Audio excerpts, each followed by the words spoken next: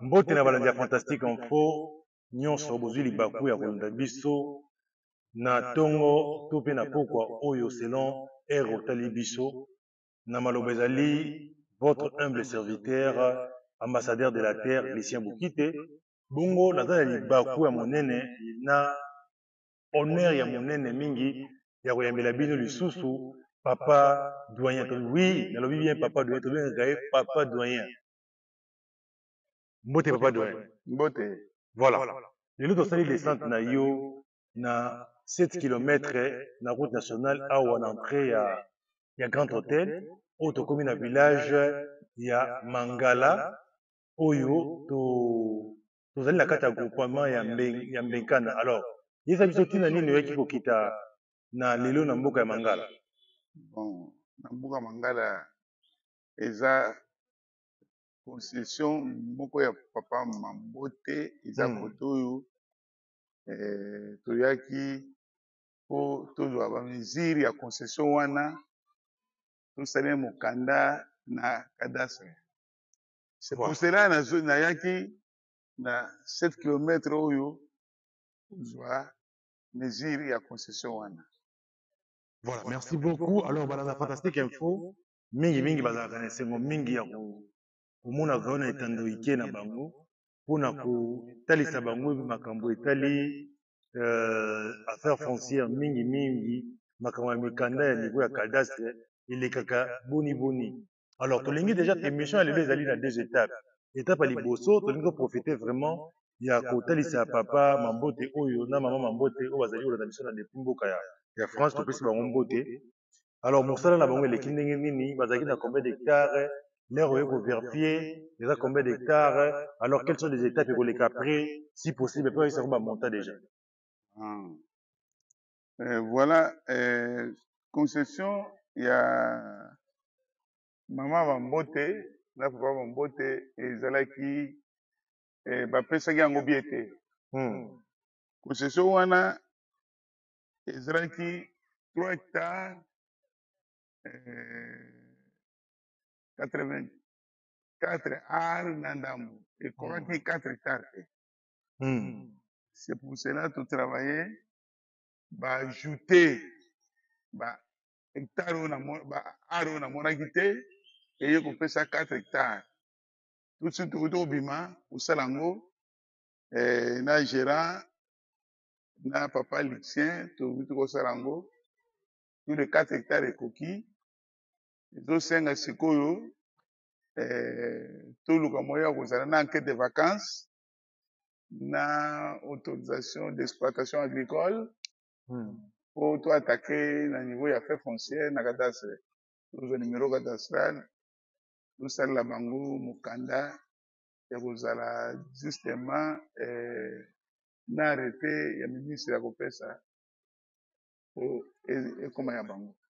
Voilà, ekoma ya bango et alors eza nano ya bango te bango basombi pa chef coutumier ye oyo otemi na nsima ndako na ye wana.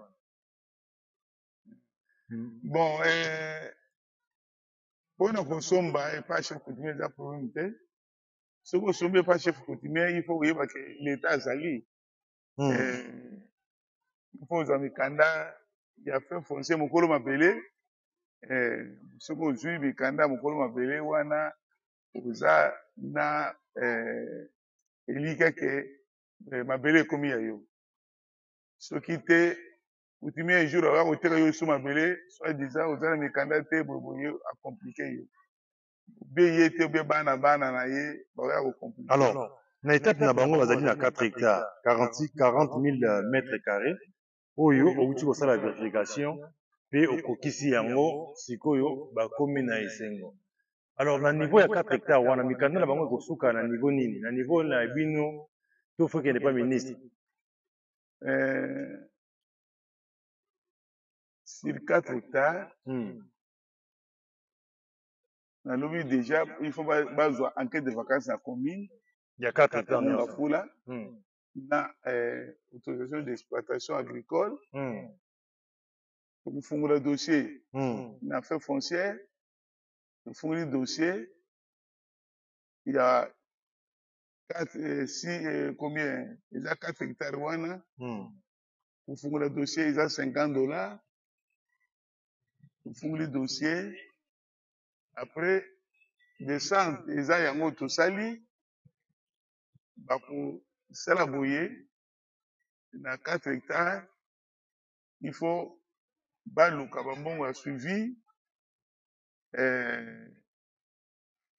après près $2,400 tosali bango suivi ya cadastre mobimba. Il faut baluka mwa mbongo lisusu ya kokende pa ministre po bazwa arrêté ministériel na ya kosilisa bango dossier na cadastre esili bazwi dossier ya bango pour toujours. Donc bakozwa comme batonga te basalisa eloko te bakozwa nano contrat provisoire na kosala bango contrat provisoire. Après soki totongi banzete tosala bango certificat d'amphithéose. Voilà, papa donne la ligne un peu nos commentaires d'ailleurs.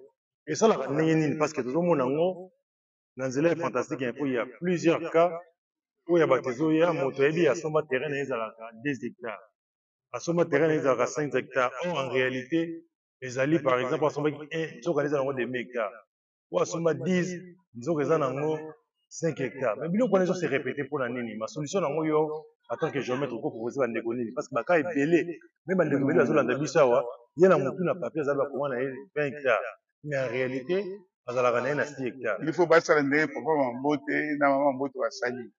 Il faut pas être géomètre, né de biso papa doyen, donc que surveiller ba mesure très très bien pour concession yo ezala et bouger te. Oh pourquoi quitter oh empiéter qui oh kota kena mutu mususu. Non, il faut pas vrai géomètre avant la somba battre la bango. Est-ce que concession wana eza ya mutu te, eza ya coutumier, c'est vrai. Bon, nombre pe ba mesure, il faut bango géomètre wana yeba. Po bango basomba bapesa bambongo na bango bazala na assurance. Soki ndenge wana te, en tout cas, ozala passe. Il ne peut pas géomètre, oza cher, déjà à la cher mingi, hein. Yango zo kimisa bato mona muta sepe ya sepe na coutumier tie que non. Nga mona na ba géomètre na ngai, mais d'après si confiance parce que bino peut pas géomètre pour les cher. Bon, de centre il y a ba géomètre eza cher te. Au par hectare tozwaka $100 par hectare. Eza $100. Mais soki oza na hectare ebele banda ba 10 hectares 20 30 40 pour négocier avec $70 okopesa onégocier opesi babeti fois nombre wana tozwi ko faire souffrir bato fo bato batravaille bazwa bisika na bango eke koblokaka bato eza bien te. Voilà, merci beaucoup papa doyen ezalaka toujours esengo ya kosolola na yo na nzela ya fantastique info télévision mpona kobikisa bandeko na yo bacongolais eza bacongolais oyo baza na pe na izanga boyebi parce que mon peuple périt par manque de connaissances. Alors biso fantastique info tobetaka toujours mbela ya kotalisa bato et merci encore na disponibilité na yo ndenge opartageaka savoir na yo pe connaissance na yo na bandeko na yo. Alors mpona kolibere yo oza toujours mine na GPS na yo tozomona donc GPS nde mama na likambo yango wana oyo eza calibre 12 calibre 12 oyo ezoboma baconcession nyonso zamba donc yango soki natie kaka pa esili ekobimisa meme kini mobimba ebimisi mpe totali okomona mpe kosala makambo.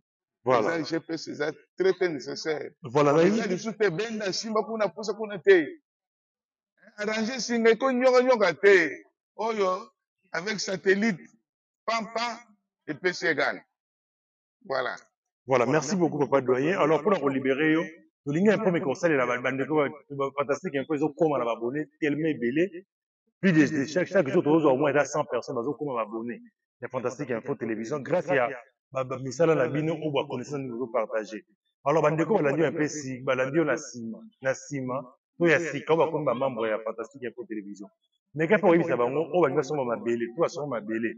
Betape nini soki azana mokanda soit ya chef coutumier soit ya revendeur akosala ndenge nini po akomona mpe bino bandeko ya cadastre elekaka ndenge nini badocument nini esengeli ye azwa yango soki osomba déjà moya kosala autrement eza te il faut ozala na document na kati na commune na bino oyo babenga enquête de vacances na uti oloba yango enquête de vacances tina ya enquête de vacances ezali nini ezali mokanda oyo ezotala mpo na mabele concession mabele mpo na agriculture na bagronome obligatoirement faut ozala nango na autorisation d'exploitation ozoyoka bien d'exploitation agricole il faut ozanga bamikanda wana te soki bapesi yo yango signé par le bourgmestre na inspecteur agronome esili wana oyo komona biso bato cadastre soki ozwaki yango avant biso tozongi na terrain toverifie ke terrain na yo eza vrai ou bien faux soki eza vrai tolingi na cadastre osala mikanda soki eza faux mpe toyebi biso ke non terrain na yo eza bien te ou bien bampieta yo ou bien ekoki te tout ça ya papa mambote ekokaki te toye ti toverifie toyokani to ekoki voilà il faut alors dans notre rappel document mosusu azabetaka mbela ya certificat d'enregistrement certificat d'enregistrement ezali nini bazwaka yango ndenge nini koma moto akoma na niveau nini mpona twa certificat d'enregistrement bon mpona ozwa certificat d'enregistrement oyo ya baconcession esaka ba 25 ans donc certificat d'enregistrement ezali mokanda ya motuya oyo ezali mabele mpona cadastre ya frais foncière donc soki ozwi certificat d'enregistrement c'est que olandi banorme moko ya bien certificat d'enregistrement eza wana oko soki otongi ndako na yo ya bien opesi yo certificat d'enregistrement soki otongi ndako na yo ya bien soki ndako eza moke okozwa certificat d'enregistrement te ndako oyo ozomona ya bien ozwi certificat d'enregistrement na yo ovandi nango mais soki eza concession topesi yo certificat amphithéose c'est-à-dire kuna otonga nano bandako te okolona nano banzete te eza esobe kaka esobe be zamba kaka zamba boye wana tokopesa yo certificat d'amphithéose te ozwa contrat provisoire ti soki oloni banzete ekomi boye omoni esika tozwa banzete ekomi boye toloni totongi bandako après tokopesa yo certificat d'enregistrement mpo bato baza kuna bazobokola bangulu bataba basoso biloko nyonso eza nécessaire voilà wana tokopesa yo certificat d'amphithéose certificat d'enregistrement eza mpona résidentiel oyo bato moto asombi lopango na ye atongi bon il faut azwa certificat d'enregistrement soki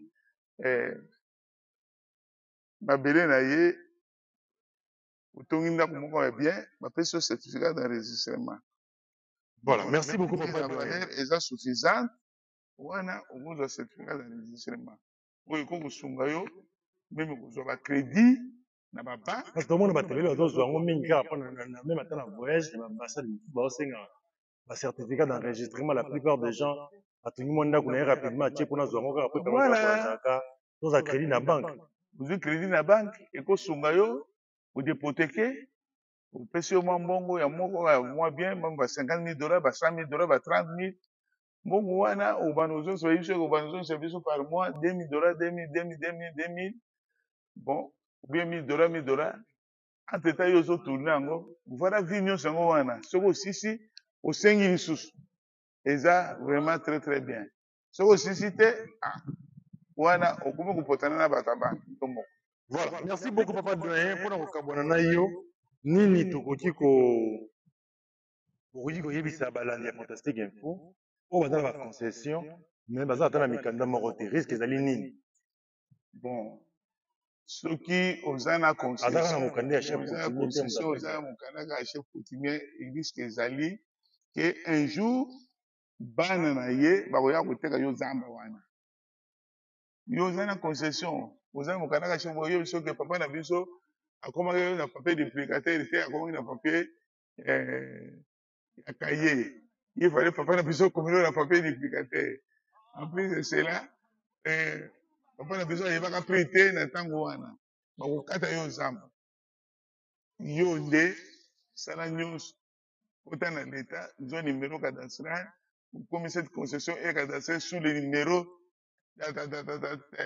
soki otie biloko wana nyonso ose prépare très bien moto moko akoya komenase yo te bakoyebake no motu wana akoma motu ya leta voilà. Merci beaucoup papa doyen balandi ya fantastique info totondi bino botondi na ndenge bozwi temps ya kolanda biso soki motuna ezali komela biso na commentaire tokozongela papa doyen lisusu il est toujours disponible mpona kopartage oyo ayebi mpo asalisa bino bato bazala protege ezalaki bongo oui papa doyen bakisa nini merci mingi nasepeli na bashijeti na biso bazala momoko na biso biso toza mpona kotungisa bango te biso tozali mpo toyede bango na kotungisa bango na bambongo mingi te tusa bango ate biso toza mpo bango bacongestion ekoma ya bango bato te bazokoki na mabele bino bokofandaka bongo boye mpe bozwi mabele na bino eza ya bino otongi ejour bana oyo batingisa lizuire voilà nakoyebisa bino en bref yango wana.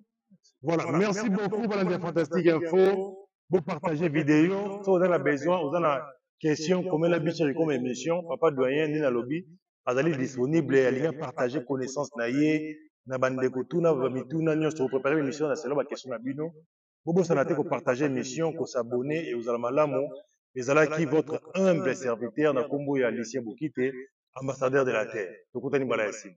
Merci, ciao. Yo. Voilà. Info TV, magazine au business. N'oubliez pas de vous abonner gratuitement.